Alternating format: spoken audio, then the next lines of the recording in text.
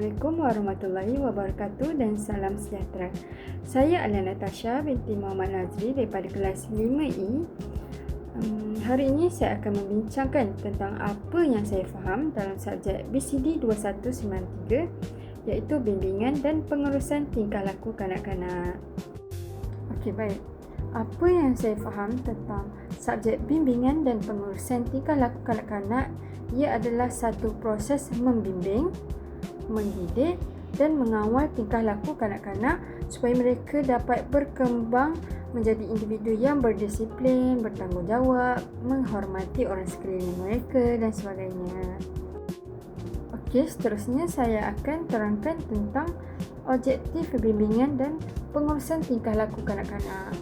Yang pertama, ia dapat membentuk tingkah laku positif dalam diri kanak-kanak.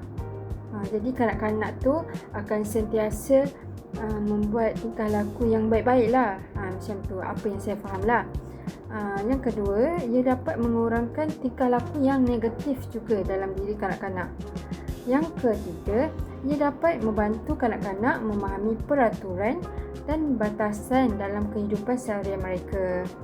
Ia juga dapat menggalakkan perkembangan emosi, sosial dan moral yang baik dalam diri kanak-kanak. Okey, seterusnya bagaimana kita nak terapkan pengurusan tingkah laku yang positif ni dalam diri kanak-kanak. Yang pertama, guru perlulah menjadi contoh yang baik terhadap kanak-kanak, seperti menjadi role model lah. Macam tu. Sebagai contoh, guru perlulah bercakap benda yang baik-baik je depan kanak-kanak. Terusnya, guru juga boleh memberi pujian kepada kanak-kanak jika mereka membuat tingkah laku yang baik. Sebagai contoh, kanak-kanak menolong guru mengangkat buku. Jadi guru pun bolehlah bagi pujian. Ini rajin awak, macam itulah, supaya kanak-kanak ni dia rasa lebih bersemangat untuk buat tingkah laku yang positif. Yang ketiga, guru boleh memberi nasihat dan penerangan yang sesuai dengan umur kanak-kanak. Yang keempat, komunikasi berkesan dan mendengar perasaan mereka. Macam jika kanak-kanak ni buat tingkah laku yang negatif, guru ni perlulah tanya baik-baik, kenapa kamu buat macam ni, kenapa kamu buat macam ni.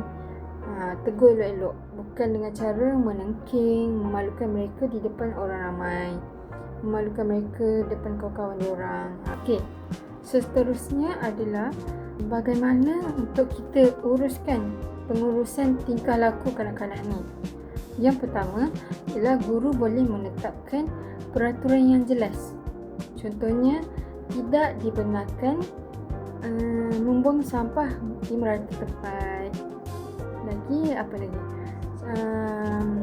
Kanak-kanak perlu menyusun kasut di rak yang disediakan. Macam tu. Yang kedua adalah guru perlulah memastikan kanak-kanak ni konsisten dengan perkara positif yang mereka buat. Lepas tu yang ketiga adalah dapat menguruskan konflik dengan tenang. Seperti jika kanak-kanak bergaduh, guru perlulah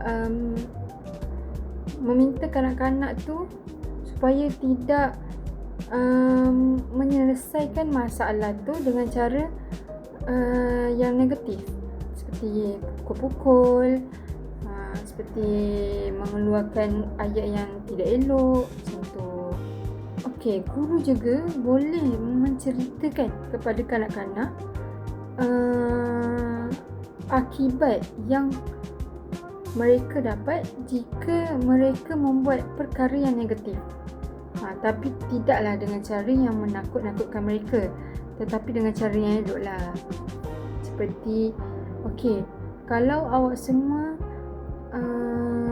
bergaduh, mengeluarkan kata-kata yang tak elok, teacher akan bagi tahu parent awak semua.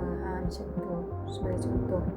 Okey, apakah kepentingan jika kanak-kanak ni dapat menguruskan tingkah laku mereka?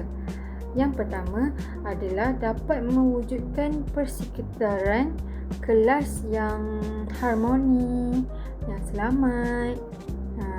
Yang kedua adalah dapat meningkatkan keyakinan diri dan kemahiran sosial mereka. Jika kanak-kanak ni buat perkara yang positif, mestilah ramai kawan yang nak kawan dengan mereka. Macam tu. Ramai orang yang nak kawan dengan orang yang buat tingkah laku yang positif. Contohlah kalau kalau macam kita jenis suka maki orang ni kan. Jadi ramai ke orang nak kawan dengan kita. Jadi macam tu lah lebih kurangnya. Terusnya adalah dapat memupuk sikap tanggungjawab dan berdisiplin kanak-kanak. Bila kanak-kanak ni sudah kita pupuk daripada kecil, perkara positif yang mereka buat daripada kecil ni, diorang dapat bawa kepada masa akan datang. Macam bila lalu depan orang tua, diorang tunduk, salam. Sampai besar diorang akan buat begitu. Okey, itu saja dari saya. Bye-bye. I just had to let you know you're